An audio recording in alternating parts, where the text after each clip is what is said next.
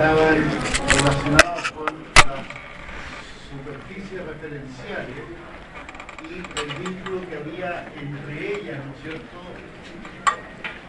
dentro de un espacio geográfico. Y es lo que nos hace diferenciar entre la geodesia y la geografía como dos líneas base, ¿no es cierto?, y las aplicaciones que yo puedo desarrollar.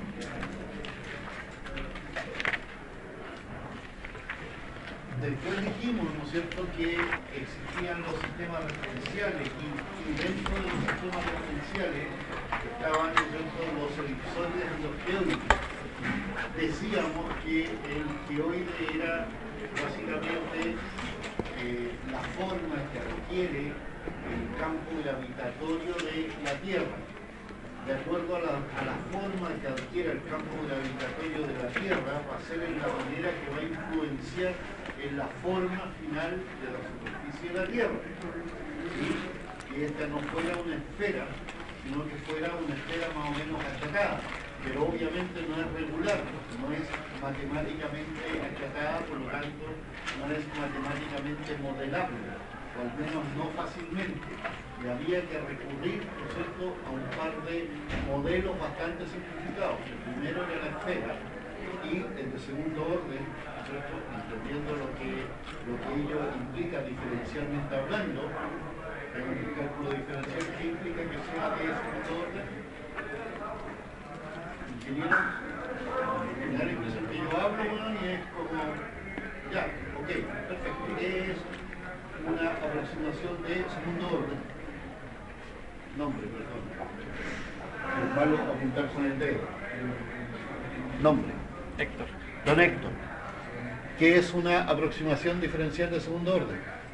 No sé, profesor. Pero ¿cómo no lo vas a ver? Están en ingeniería. ¿Hicieron cálculo? Sí, pero cálculo 1. ¿Aprobó? No. Ahí está. ¿Qué es una aproximación diferencial de segundo orden?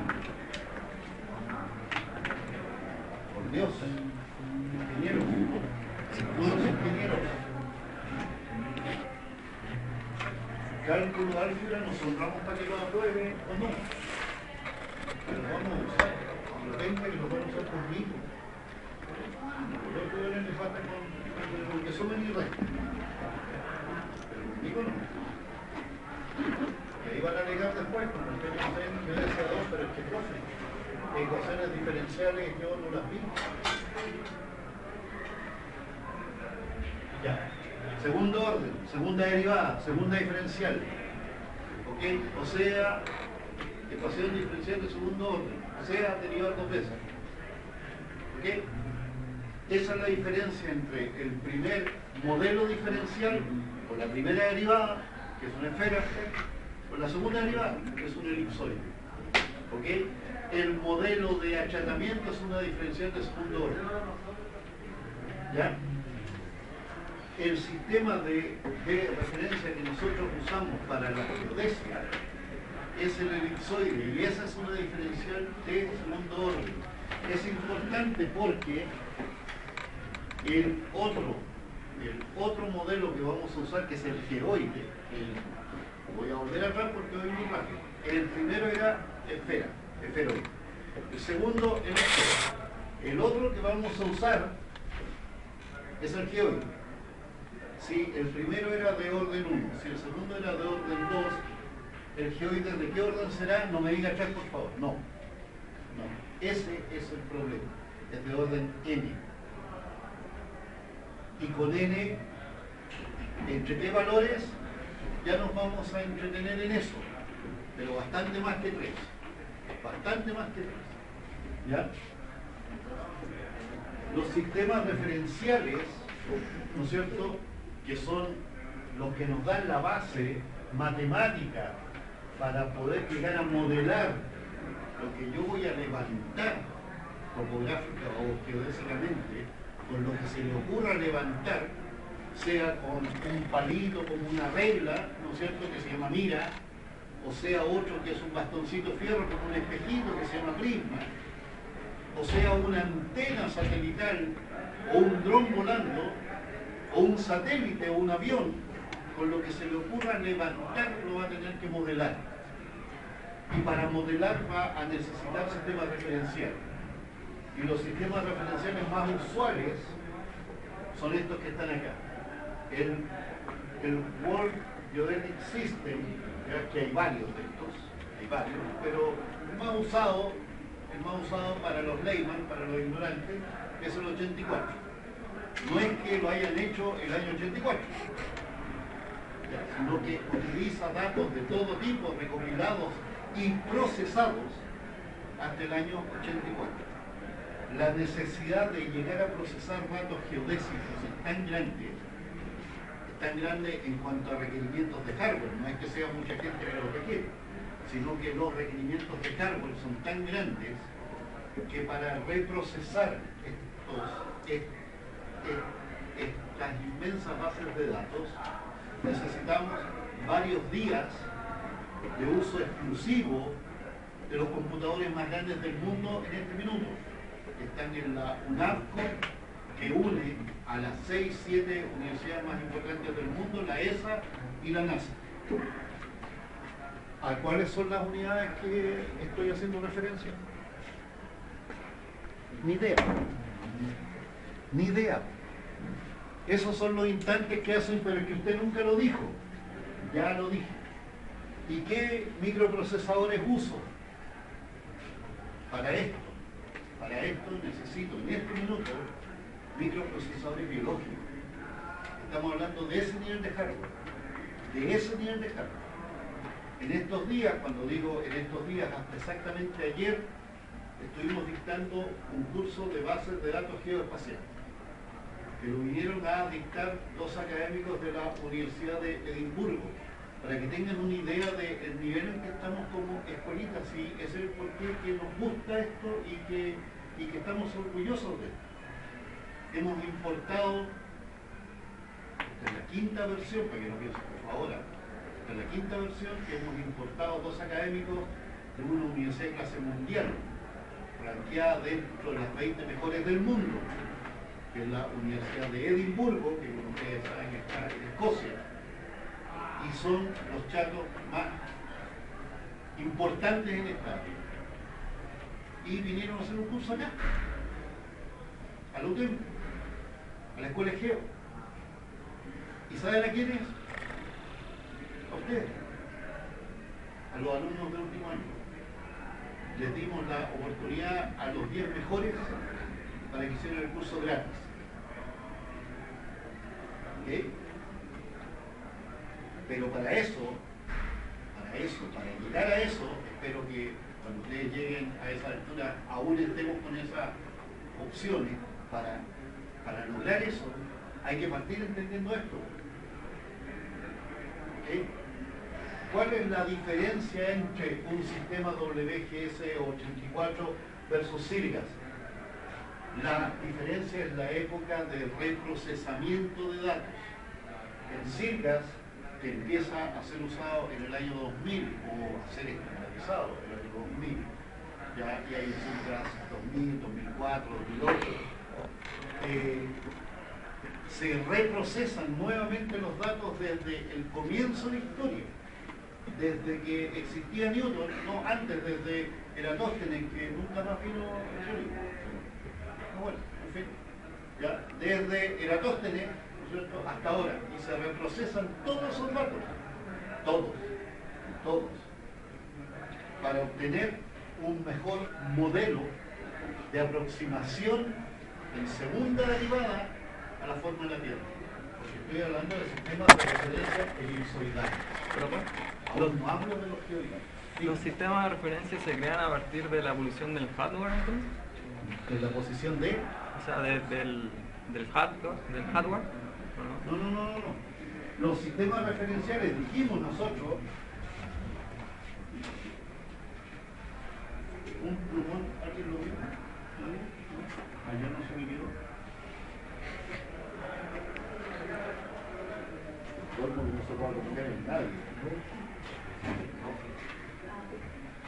Ya. Sí. Sistema referencial es esto.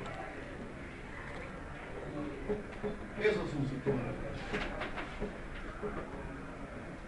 Luego, la pregunta no tiene relación con eso. El asunto es que dentro de este sistema referencial, lo que yo busco es darle forma a una cosa como esa. Una elipse centrada en el origen del sistema referencial. Los datos que yo reproceso me sirven para dos cosas. Para lograr darle forma a esto, por eso reproceso datos de levantamientos desde que el mundo es mundo, ¿ya? Pero no solo de levantamientos que me dan la ubicación geográfica de los puntos, sino que además de observaciones de otras variables, por ejemplo la gravedad, para lograr localizar esto que se va a llamar geocentro. ¿Será lo mismo que el centro de masa? Sí, seguro. No necesariamente. No necesariamente. Depende para qué lo quiera. Porque si es que usted lo quiere para que pueda referenciar, localizar satélites volando en el espacio, sí tiene que ser el centro masa, porque cualquier objeto que orbita de acuerdo al centro de masa. Pero si quiere para localizar, ¿no es cierto?, algún dibujo, un monito, un plano, un levantamiento, una obra de arte, una infraestructura, no necesariamente tiene que ser de acuerdo al centro masa, que a lo mejor le sirve más el centro geométrico. Entonces, como depende de la necesidad de... ¿Cómo? Depende de la necesidad, se crean... Depende de la necesidad. Entonces nos encontrábamos, y lo vimos también, con que históricamente, desde que el mundo es mundo, el hombre dijo, yo estoy en una cuestión más o menos así. Ahí vivo. Es más o menos una esferita. Y sé que la tengo que representar de alguna manera, pero no me da el mate todavía como para modelar una esfera completa. Por lo tanto, si es que yo vivo acá, voy a darme una esferita que sea representativa ahí en donde yo vivo. Y así se iban dando sistemas referenciales en donde los chatos vivieran. Hasta que alguien, cuando las matemáticas llegaron a ser lo que son, dijo, a ver, momentito, vamos a hacer algo del mundo mundial, mundero entero. Listo, por Dios. Y este weón dijo ya, todo, en uno solo. Pero todavía no se unifica el centro de masa con el centro geométrico. ¿Cuándo se unifica? Cuando hay un sistema de referencia geocéntrico. Ah, entonces aquí hay un salto. Aquí hay un salto entre centros referenciales geométricos versus centros referenciales geocéntricos, que es el centro de masa unido con el centro geométrico. ¿Ok?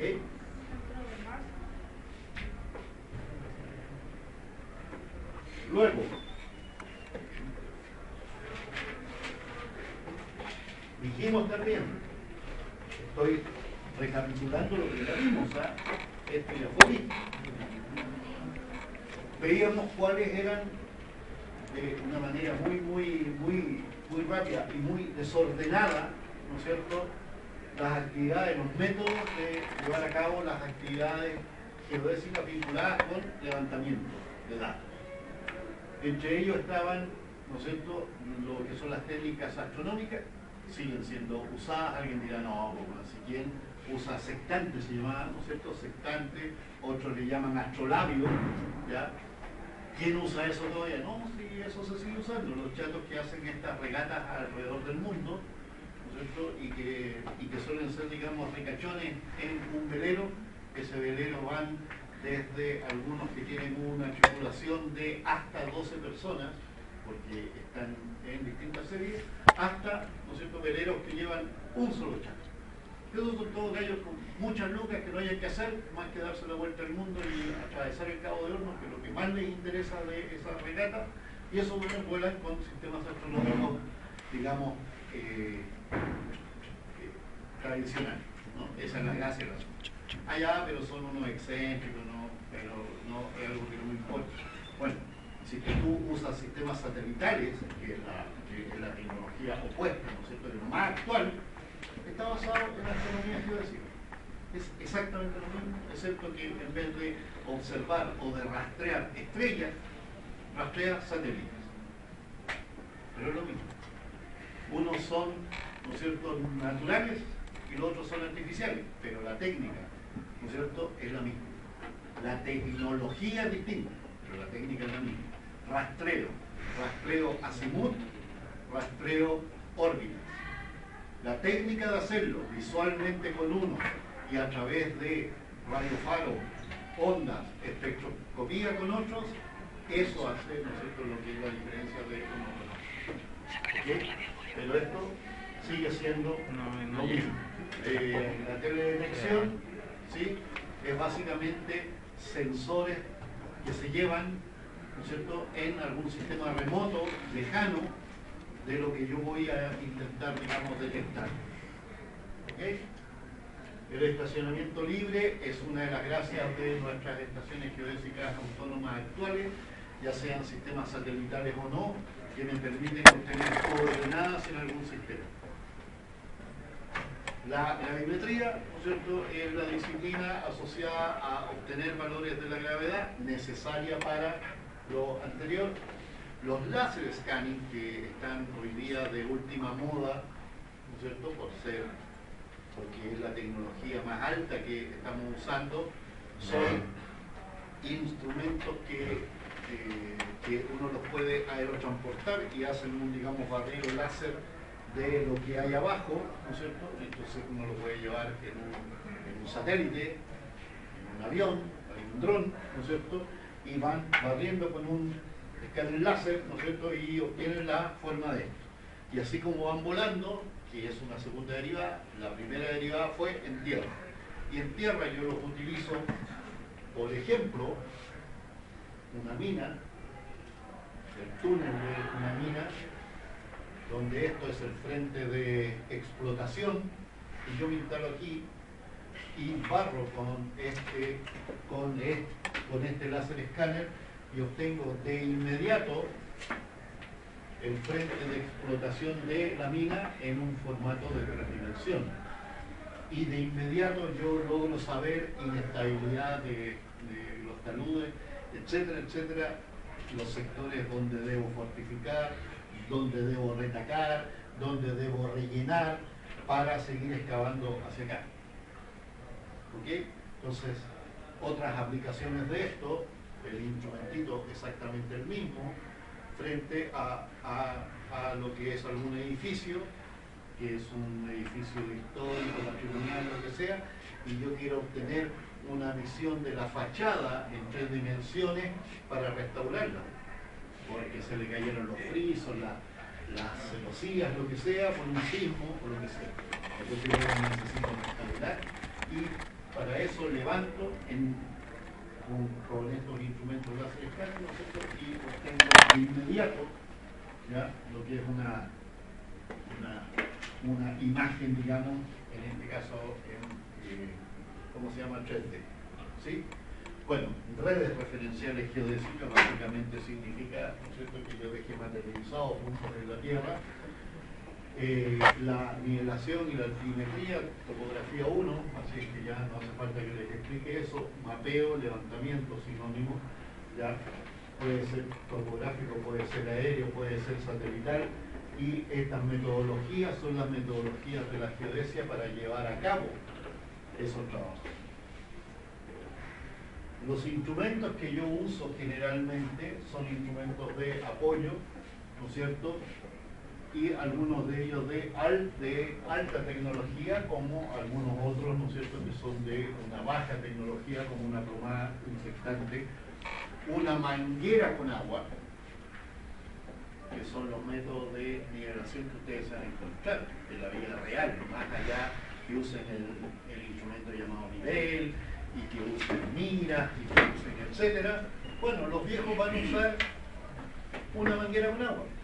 Y yo me imagino que muchos de ustedes habrán trabajado o habrán visto muchas veces a maestros en sus casas o donde sea con una manguera, ¿no es cierto?, con una manguera con agua dentro, y el viejo uno le pregunta ¿qué está haciendo, jefe? Estoy dando nieves, ¿no es cierto? Porque yo me imagino que saben, ¿no es cierto?, bajo qué idea funciona eso. Si es que no saben, investíguelo porque es interesante. Instrumentos, ¿no es cierto?, hay de todo tipo, de todo orden y de lo que se me ocurre. La función del ingeniero geomensor es administrar esto. Es administrar lo que estábamos viendo y que es el qué, el cómo y el instrumental apropiado. Esa es la pega nuestra. Ustedes son administradores de ese conocimiento. Entonces, lógicamente, si es que esto va desde el viejo con una, que es el otro caso, ¿no es cierto?, que es el viejo con una alianza, ¿no es cierto?, para dar ese nivel, para dar una pendiente, hasta un instrumento astronómico, ¿no es cierto?, como el fototeodolito, perfecto, pero usted tiene que saber exactamente para qué, cómo, cuándo, y lo que vale hacer esto con esto versus esto otro. ¿Ok? Esa es la pega nuestra. A eso es a lo que ustedes van a dedicarse. ¿Qué es la topografía? ¿Cuál es la idea? Bueno, básicamente se trata que usted dibuje, ¿no es cierto?, algo que está allí. Un mapa. Eso es un mapa. Eso es un plano. ¿No es cierto? Es una representación gráfica de algo que existe. Desde que yo les pido que me hagan un plano de esta sala, ustedes van a dibujar este rectángulo, ¿no es cierto?, a una cierta escala, y van a incluir en él algunos elementos que ustedes encuentren representativos, la silla, la mesa, el data, lo que sea, ¿okay?, la instalación eléctrica, lo que sea relevante. Entonces, ¿qué cosa es la topografía? Básicamente es una ciencia, y es una ciencia que estudia los procedimientos para representar las posiciones relativas sobre puntos que existen en la superficie de la Tierra y bajo ella, ¿no es cierto?, y hacer una combinación de lo que son ahí las medidas respecto de los elementos del espacio, elevación, distancia y dirección. Y era lo que yo les decía desde la primera clase. Si yo estoy aquí y si mi sistema referencial tiene origen allí, ¿no es cierto?, estoy a 2,20 metros hacia el sur, ¿no es cierto?, y a unos 50 hacia el oeste, ¿sí?, y a unos 55 sobre el piso. Perfecto, pero si mi sistema referencial está allá, o si mi sistema altimétrico es el suelo, o si mi sistema altimétrico es el nivel medio del mar, ya la altura va a ser siempre distinta. Si es con respecto al nivel medio del mar, y si la cota de aquí es más o menos 770 metros con respecto al nivel medio del mar, pues esto significará que yo a esta altura estoy a 771,50. Ya no estoy a 1,50 metros. Y si es que ya no es el origen ese, sino que es otro, ese allá u otro global, obviamente va siendo distinto. ¿Ok? Entonces es el arte de representar, ¿no es cierto?, de las posiciones relativas. Y ese es el por qué son relativas. Eso significa que los sistemas coordenados usted los tiene que administrar porque va a disponer de sistemas coordenados locales, como el de esta sala, ¿no es cierto?, sectoriales, como a lo mejor dentro del campus, regionales, a lo mejor dentro de la región metropolitana, nacionales, dentro de Chile, globales, dentro del mundo. Y en cualquiera de ellos usted va a tener que saber cuál es la localización del punto que le interesa y hacer la transformación de uno a otro. Y para hacer la transformación de un sistema de estos, donde esto era un sistema, ¿no es cierto?, y a lo mejor este es otro sistema,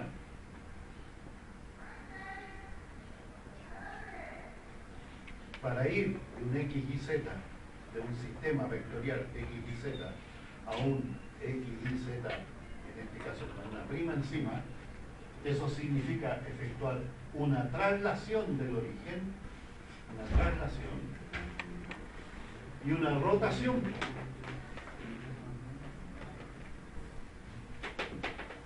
Y eso significa matrices. Álgebra lineal. No hay otra forma de hacerlo. No hay otra forma de hacerlo. Y las matrices que le van a servir para hacer esa transformación desde este sistema a este otro para un punto que está acá, esas matrices que usted va a formar para hacer esa transformación va a llevar elementos lineales, porque hay una traslación, pero va a llevar además elementos angulares. ¿Y de qué manera se llama lo que es la relación entre elementos lineales y elementos angulares, ingenieros? Exacto, trigonometría. ¿Ok? Entonces, ojo que en nuestras disciplinas se mezclan, se aplican, se usan todas las herramientas que usted a lo mejor está aún suponiendo que son inútiles. ¿No es cierto? Álgebra, física, química, las vamos a usar para su vida laboral.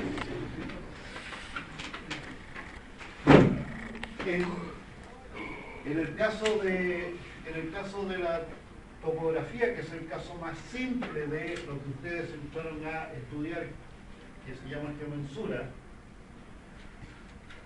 el sistema referencial que tiene el topógrafo, o la forma más simple, ¿no es cierto?, es un plano. A diferencia del geodesta, ¿no es cierto?, que es un elipsoide como superficie referencial. En este caso es un plano.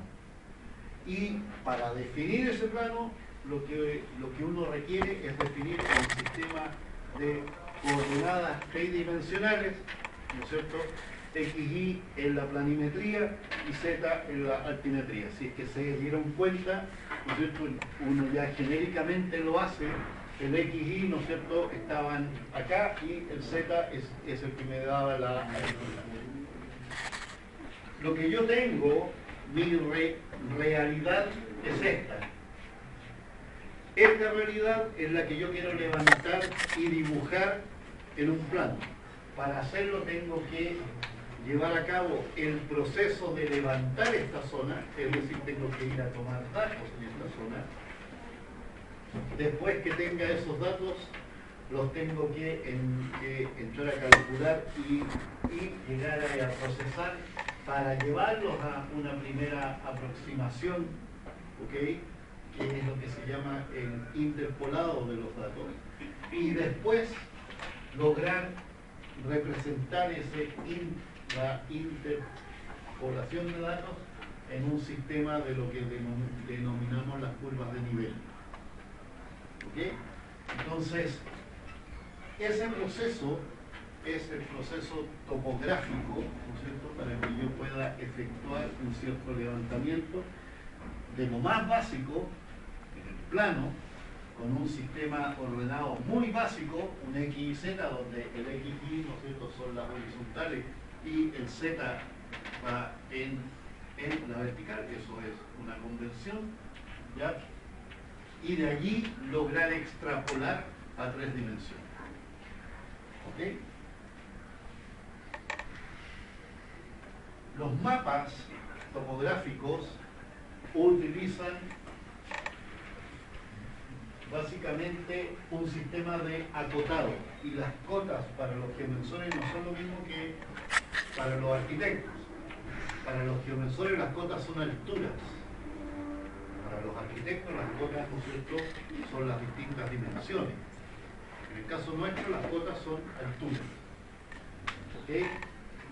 Y utilizan líneas que van a unir los puntos que tienen una misma altura, una misma cota, con respecto a un plano referencial, que es el que usted se tiene que dar, y eso es lo que se denomina, ¿no es cierto?, las curvas de nivel. Las curvas de nivel, entonces, estas líneas que vemos aquí, ¿sí?, son básicamente unión de los puntos que tienen igual altura, que tienen la misma cota. En este caso es lo que se llama o estamos hablando de un mapa ipsográfico, ¿ya? Y para ese plano hay un sistema referencial que es o no es, da lo mismo, pero usted lo tiene que declarar si es que va a usar el nivel medio del mar o no, ¿no es cierto? Y si fuera el nivel medio del mar, en ese caso usted va a hablar de altitudes en lugar de cotas. Entonces, si usted en el plano dice, en la viñeta, que las cotas de los puntos están al nivel medio del mar, significa que ya no son, ¿no es cierto?, meramente unas cotas, sino que son altitudes. Y las altitudes, como tienen referencia al nivel medio del mar, ¿no es cierto?, dan una cuenta inmediata del lugar geográfico donde yo estoy, al menos en un lugar como por ejemplo Chile. Si que yo hablo de unas cotas del orden 10, 15, 50, 100 metros, quiere decir que estoy muy cerca del mar. Si que hablo de unas cotas de, ¿no es cierto?, 2.600 metros, significa que estoy ya en lo que es la cordillera. Entonces uno ya se puede dar una idea geográfica de dónde es el levantamiento solamente mirando las cotas, si es que estas son altitudes. ¿Ok?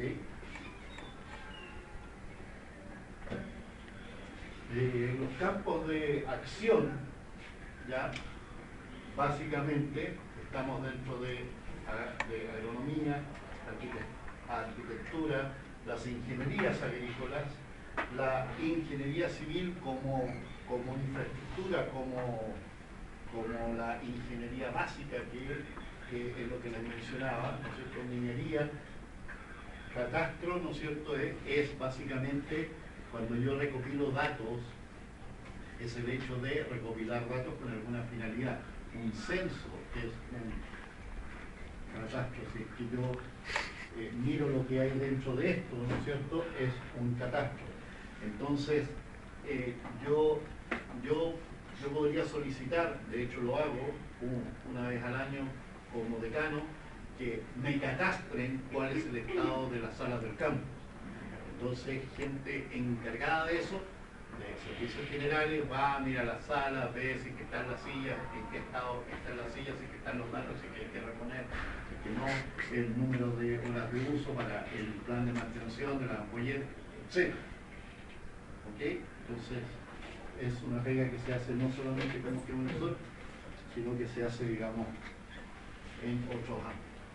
En el ámbito urbano, ¿no es cierto?, lo que son los, digamos, levantamientos, es una descripción, ¿no es cierto?, a los hechos existentes en un cierto lugar determinado, ya sean muros, los edificios, las líneas de cierre, las calles, las líneas eléctricas, las cámaras de inspección, etcétera, etcétera, etcétera. ¿Okay? Diga.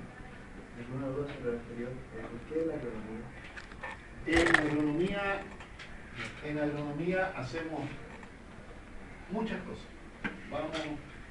Vamos a lo más básico, ¿cierto?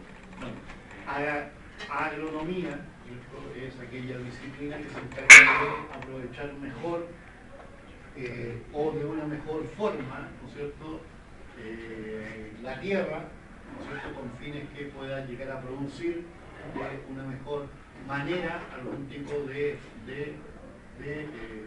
fruto.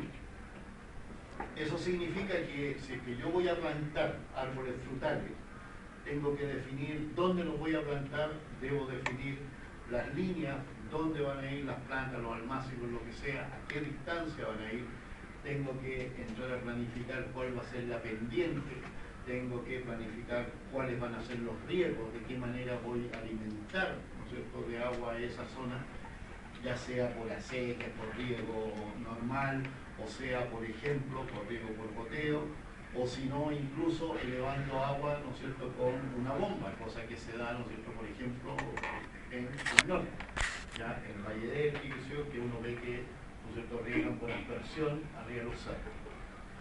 Va desde eso tan básico hasta algo muy específico, que es lo que se llama la agricultura satelital o la agricultura tecnificada. Y en ese caso llegan al extremo que existen máquinas, existen, no es que se vayan a inventar, existen máquinas guiadas por teledetección, las cuales se encargan de desde una planificación, ¿no es cierto?, del sembradío hasta, ¿no es cierto?, darle los nutrientes respectivos cada cierta cantidad de tiempo definido por el tipo de suelo, y la misma máquina saca la muestra, ¿no es cierto?, y el riego que hace falta para esa zona. Lógicamente eso es más caro. ¿Dónde se paga bien? ¿Cuál es el recurso agrícola más caro que hay de Chile? El vino. ¿Ya? Existen las viñas boutique. Las viñas boutique, ¿no es cierto?, son aquellas que generan una producción limitada de vino, de una alta excelencia, y en donde las vides, las barras, ¿no es cierto?, se cuidan a ese nivel que una por una, ¿no es cierto?, se le toma a la tierra cuál es la acidez, ¿no es cierto?, la cantidad de luz que tiene, etcétera, etcétera, la cantidad de agua que requiere, ¿no es cierto?, en cada época del año, etcétera, etcétera, etcétera, y se hace a través de máquinas autónomas que ya existen hace años, no ahora. ¿Ya?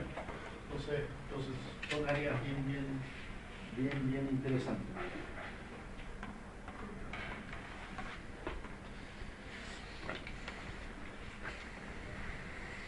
Ok.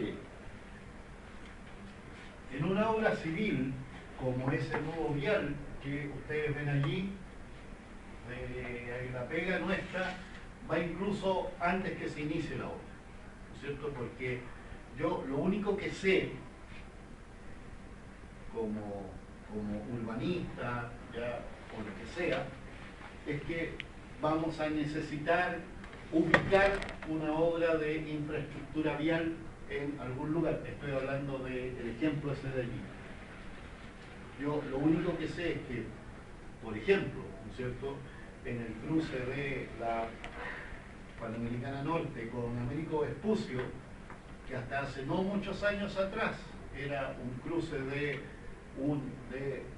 una pista, no una autopista, una carretera con un sentido para el norte y uno para el sur, y se atravesaba con una huella de tierra, y estoy hablando de que no hace mucho tiempo atrás, sabía que en algún minuto iba a ser una cosa más o menos como esa.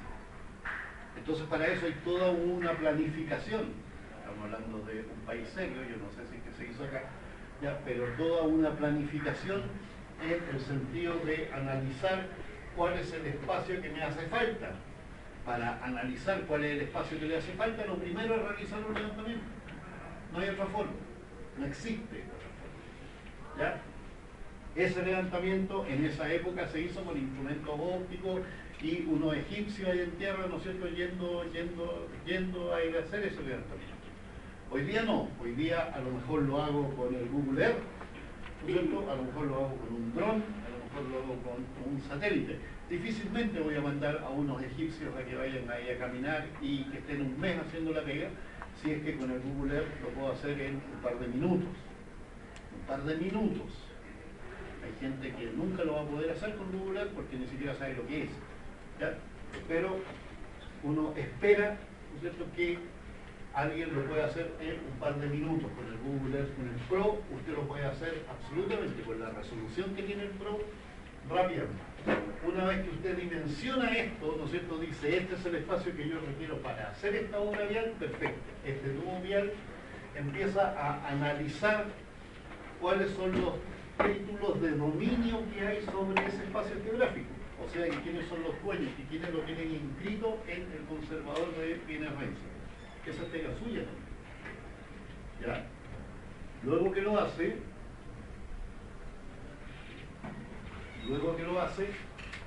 empieza con el tema de empezar a contactar para ver a qué precio están dispuestos esos individuos a vender el sitio que ellos disponen allá, si lo tienen dorado, no, si que viven ahí, ¿no es cierto?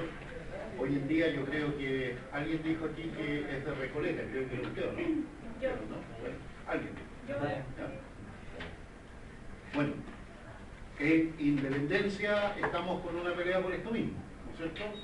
En Independencia hay una idea de expropiar, ¿no es cierto?, toda una faja para darle más ancho a lo que es Avenida Independencia, ¿no es cierto?, para hacer ese corredor de Transantiago, que al final van a terminar haciéndolo igual, y en Recoleta igual, y en la Avenida de la Paz igual. Del líder, Van a hacer, ¿ah? sacaron desde el metro Salvadores hasta el metro Cementerio. Expropiaron todo. Ok, y alguien dice lo que hace falta, y alguien averigua, ¿no es cierto?, quiénes son los dueños, y va y les ofrece plata. Con toda seguridad que no va a haber acuerdo, ¿no es cierto?, porque hay una tasación fiscal, ¿no es cierto?, versus el precio que yo le doy al sitio que me van a quitar, a la parte, a la lonja, a lo que sea.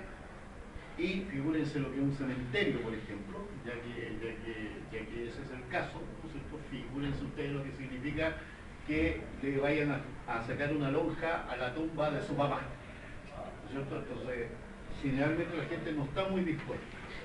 Además que muchas veces los dueños no están, no existen. Y hay un litigio con los herederos, pero los herederos no hicieron nunca una posesión efectiva, por lo tanto, no hay forma. Ejemplos de eso históricos, no hace mucho tiempo, cuando yo era de la edad de ustedes, bueno, sí, exactamente.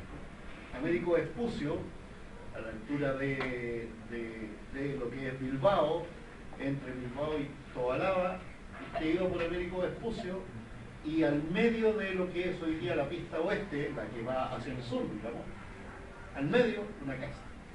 Pero al medio. La cantidad de accidentes que hubo durante años, de gente que venía por la autopista y se encontraba con un viraje en L, otro viraje en L, otro viraje en L, y seguía Vespucio, la cantidad de accidentes que hubo ahí son infinitos. ¿Okay? Tuvo muchos años de esa manera. ¿Por qué? Porque el fisco no encontró a los herederos de esa casa. Y había gente viviendo ahí. Había gente viviendo. En ese caso, el fisco ya finalmente, cuando ya se demuestra, son 20 años, para demostrar que no hay herederos físicos, puede expropiar, no en contra de alguien, porque si es que usted es dueño de algo y el fisco intenta llegar a un acuerdo y usted se opone, el fisco expropia en ese caso. Pero a usted es el dueño, a usted ya lo identificaron de dueño y a usted le quitan la franja. En este caso no había quien hacerlo.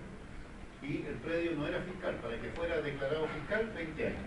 Y una vez que fue declarado fiscal, arrasaron con la casa. ¿Ok? Para que den cuenta. Dentro de todo ese proceso va a estar usted. Dentro de todo ese proceso va a estar usted. Va a estar involucrado. Usted no va a poder sacarse los pillos, ¿no es cierto? Decir, oye, no, mira, yo, es que la verdad, no, viejo.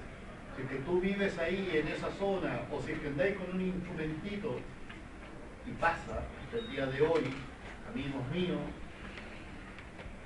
que van a alguna zona, estacionan la camionetita y sacan el trípode, lo instalan y empiezan a instalar el instrumento y aparece un tipo con escopeta. Le dice, ¿qué estáis haciendo? Y la escopeta no es para ir a cazar correo. ¿Qué estáis haciendo aquí? ¿A qué venís? Si yo soy dueño de una tierra, de un fondo, qué sé yo, y sé que van a tirar una autopista por ahí, un camino, algo, y veo a un infeliz con un instrumento que va a ir a medir, yo salgo con la escopeta. ¿Qué estáis haciendo acá? Partís. ¿Ok? Entonces, esa es la pega, ¿no es cierto? Aquí. Una vez que ya se identificó, ya se expropió, ya se echaron 2 o 3 geomensores a escopetazo, una vez que eso se hizo, perfecto. Ahora recién vamos a ver el anteproyecto.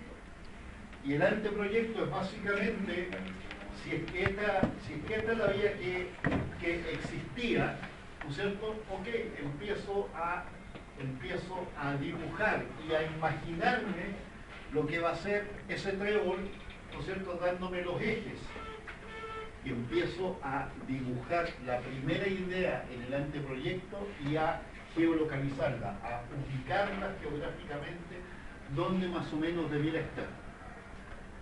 Ustedes comprenderán que esto se hace con varias finalidades, pero ¿cuál es la fundamental? Que una vez que se construya, que ya se dé la orden para empezar a construir, Esto era suelo agrícola.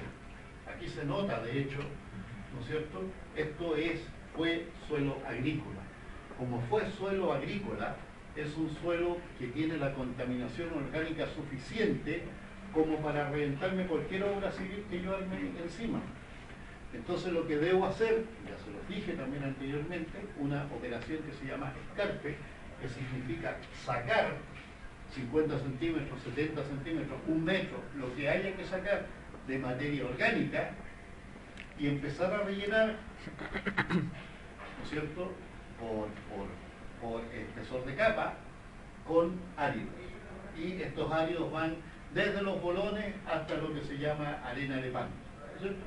Usted pasa por bolones, pasa por ripio, pasa por gravilla, pasa por todo, ¿no es cierto? Y le va dando una consistencia que está estudiada, ¿ya?, para el flujo, para el peso, para la carga que va a soportar esa zona. Por lo tanto, usted cuando ya empieza a dibujar, a trazar, a marcar los arcos de esta figura geométrica llamada un trébol vial, ese trébol, ¿no es cierto?, en estas zonas, solamente en estas zonas usted va a hacer escarpe, en las zonas donde va a ir efectivamente la calzada, la autopista, porque rellenarlo, excavarlo entero y rellenarlo entero es una cuestión que tiene un precio, por supuesto, muchísimo mayor. ¿Ok? Y de ahí empieza el proyecto, la obra, la construcción, etcétera, etcétera, etcétera. O sea, estamos en todo. Y siempre, y siempre, y siempre usted va a estar desde el anteproyecto hasta la puesta en marcha. Generalmente los geomensores resulta que no alcanzamos a ver lo que es el corte cinta. Generalmente nos vamos antes, ¿ya? Y son otros los que se llevan los aplausos, pero estamos desde el inicio hasta lo que es la puesta en marcha. Es la única oportunidad, ocasión en que a usted lo esperan con expectación para que usted dé ese, digamos, que el corte cinta, es las excavaciones subterráneas, metro, minería, lo que sea. Siempre, en ese caso, y se lo expliqué, ¿no es cierto?, si es que esto es un cerro, se excava por acá, se excava por acá, y en alguna parte esas dos excavaciones se deben encontrar. Si es que no se encuentran, la cuenta sube. Y si se encuentran, qué bueno, se corta la cinta y bien. Y hemos visto ¿no es cierto?, a los mandatarios que se dan la mano muchas veces, ¿no es cierto?, cuando se corta la cinta de un túnel internacional, que lo vimos hace un mes. ¿Ya? Entonces, esa es la única situación en que lo esperan. En todo el resto, uno se va antes, ¿no es cierto?, que se haga lo que es la puesta en marcha, porque la puesta en marcha tiene que estar seco el asfalto para que se demarque, ¿no es cierto?, las pistas, para que se pinte, ¿ya? Y ya en eso usted solamente deja unas marquitas, ustedes deben haberlo visto, ¿no es cierto?, cuando ustedes viajan, verano, a la playa, al campo, aquí, a Renca, donde sea, ¿no es cierto?, y deben haber visto en alguna oportunidad que se repavimenta y alguien dejó unas marquitas, unos puntitos blancos, para que la máquina después venga, ¿no es cierto?, y haga la línea entera, segmentada, punto, raya, punto, lo que sea. Esa marquita es lo último que hizo usted. ¿Ok? Y ahí uno dice, perfecto, no veo. Y en obra civil es más o menos lo mismo. Uno llega hasta la obra gruesa y lo que es la terminación y la mampostería no la alcanzamos a ver. ¿Okay?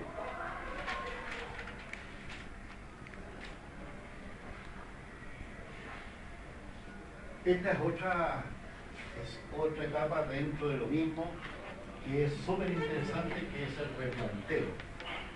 Y les voy a explicar de qué se trata, pero con la otra figura.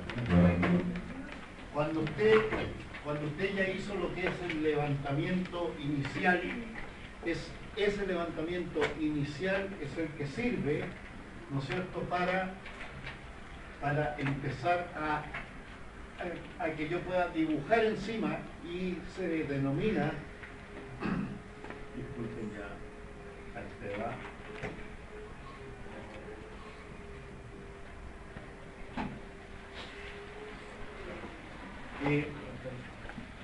Es lo que uno requiere, el levantamiento es lo que uno requiere para dibujar encima y empezar a proyectar. Y cuando uno empieza a proyectar, ya realmente dibuja. Hoy en día todo esto es en software en 3D, ¿no es cierto? Uno ya puede dibujar encima de la malla levantada, ¿no es cierto?, lo que va a ser esta autopista, esta otra, y las orejas respectivas del nuevo vial. Una vez que usted ya lo proyectó todo encima, todo eso lo tiene que llevar a terreno. Es decir, ya lo hicimos en el software, en 3D, y ahora vamos para allá. Eso de vamos para allá y ubiquemos ahora en el espacio geográfico, en la zona donde va a ser, con estaquitas, con jalones, con bastones, con marcas, con cosas, ¿no es cierto? Incluso se usa cal, lo que haga falta, ¿no es cierto?, para empezar a ubicar geográficamente ahí, en el sitio real, ¿no es cierto?, donde deben estar estas cosas. En ese instante es donde, si el levantamiento es apropiado, si el levantamiento es bueno, si es que es realmente lo que uno necesita, recién en ese minuto usted puede seguir, ¿no es cierto?, con esa obra. ¿Ok? Lo que usualmente ocurre en el replanteo es que no cuadra. No cuadra porque el levantamiento, el anteproyecto, el proyecto, ¿no es cierto?, o los tres anteriores fueron acumulando errores.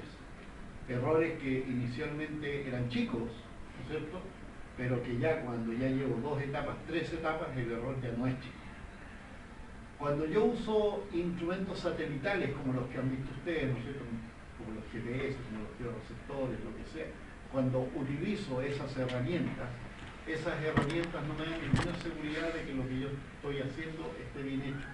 Eso no es un tema de la tecnología que yo use, es un tema de la acuciosidad que usted tenga para explotar bien los recursos que usted disponga. Nada más que eso. Usted lo puede hacer con wincha o lo puede hacer con un sistema satelital. Se puede demorar más con uno que con otro. Y aún eso es relativo. Hasta eso es relativo. Si es que usted no sabe operar bien el equipamiento satelital, se va a demorar más con eso que con una wincha. ¿Ok? Una vez que yo intento hacer el encaje, me ocupo del replanteo.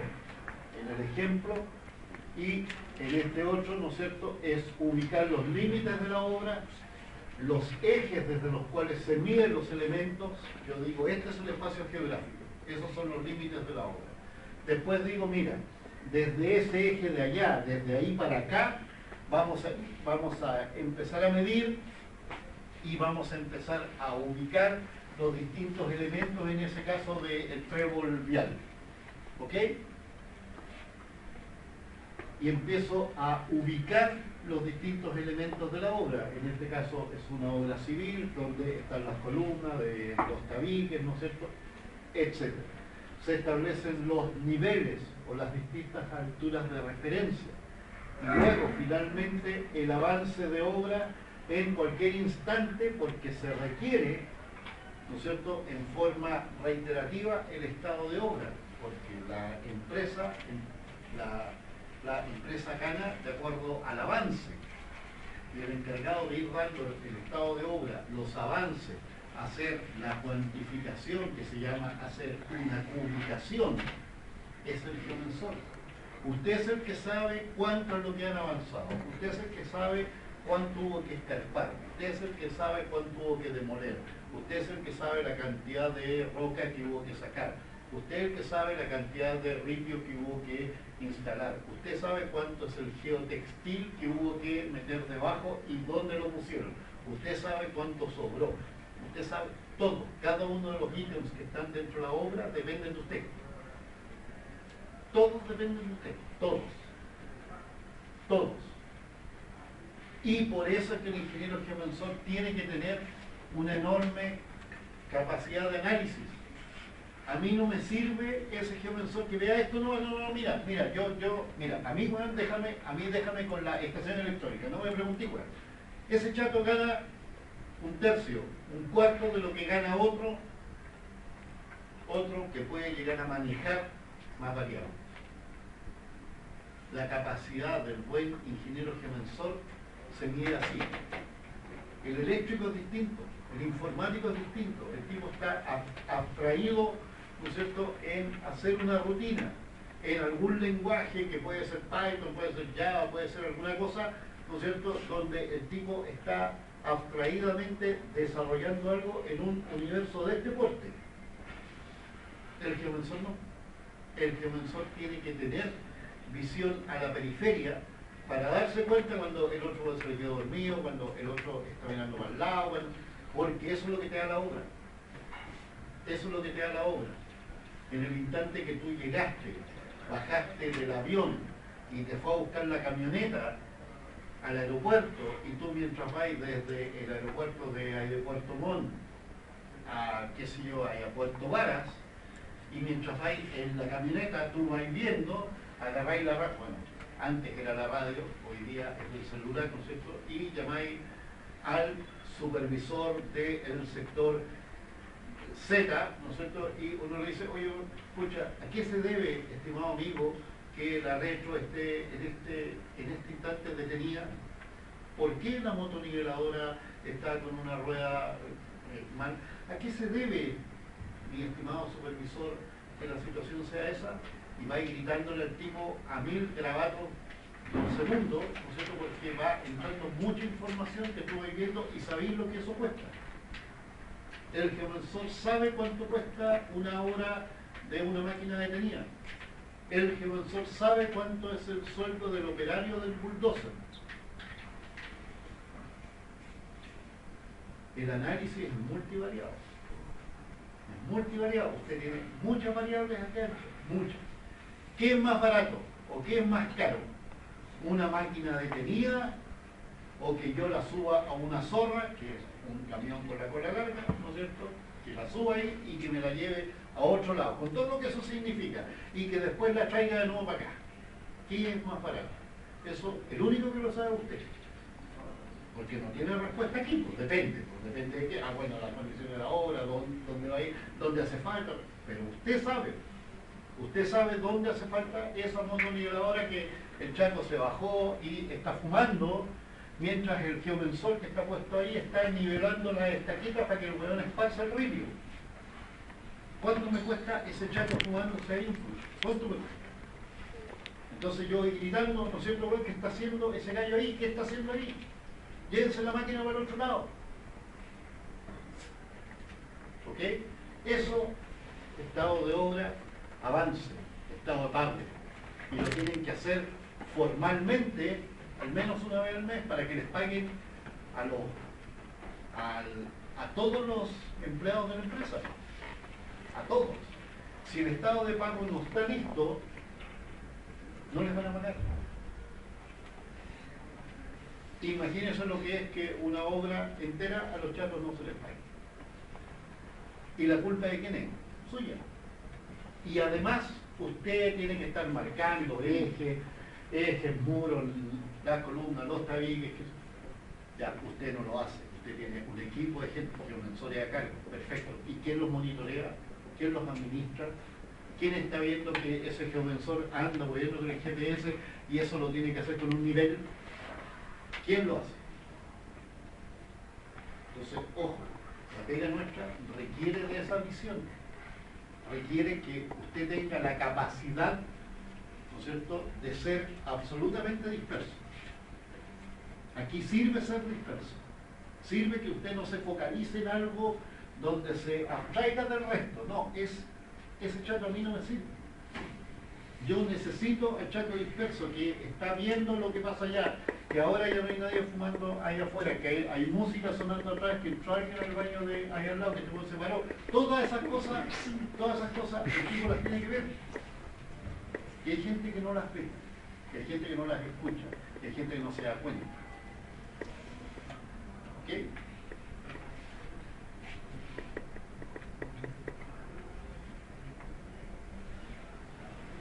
Finalmente, para la toma de datos, para el levantamiento, el método más usado es el de la estación total o estación electrónica.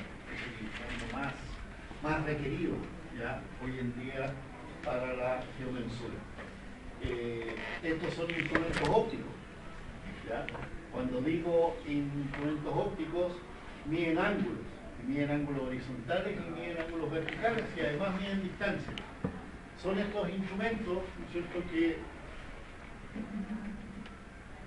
¿no es cierto?, es esta cosa que está aquí, donde usted ve que estos son anteojos, ¿no es cierto?, ese es el ocular, ese es el objetivo, es un anteojo donde esta niña está viendo, ¿no es cierto?, hacia acá donde hay un prisma son unos espejitos, como ustedes saben, ¿no es cierto?, y está leyendo ángulos horizontales. Esto tiene un limbo, se llama, aunque para los que sean religiosos saben que el limbo es otra cosa, pero es el nombre que tiene hasta el día de hoy. Es básicamente un círculo graduado, ¿no es cierto?, en grados centesimales, sexagesimales, depende, horizontal, y un limbo vertical. Entonces mide ángulos horizontales y mide ángulos verticales. Y aquí pueden ver que hay una pantalla LCD con una botonera, hay un software, ¿no es cierto?, metido ahí adentro. Entonces, de acuerdo a los ángulos horizontales que mida, a los ángulos verticales que mida y a la distancia que mida, me puede decir cuáles son las coordenadas de ese punto, de ese punto, de ese punto, que son los que estoy levantando. ¿Ok? Eso es lo que se denomina una estación electrónica, una estación total. Mide ángulos, pero no de una manera tradicional. También hay instrumentos tradicionales que no utilizan lectura electrónica. Y ya vamos a ver, no sé cuál es la diferencia en la mecánica, pero el principio es exactamente el mismo. Eso es lo que más se usa hoy en día, ¿no es cierto? Y si usted sabe cuáles son las coordenadas donde está la estación electrónica, usted puede determinar a través de ángulos horizontales, verticales y distancias cuáles son las coordenadas tridimensionales del punto donde haya instalado el accesorio. Y el replanteo, ¿no es cierto?, para formalizar lo que les había dicho, es el proceso inverso a lo que es la toma de datos. Vale decir, ¿no es cierto?, es llevar a terreno detalles que están representados en los planos. Lo que es la toma de datos es que yo vaya a el terreno, recolecte datos y haga ¿cómo se llama?, una representación de un plano. Y el replanteo es que agarre el plano y lo lleve entonces a terreno.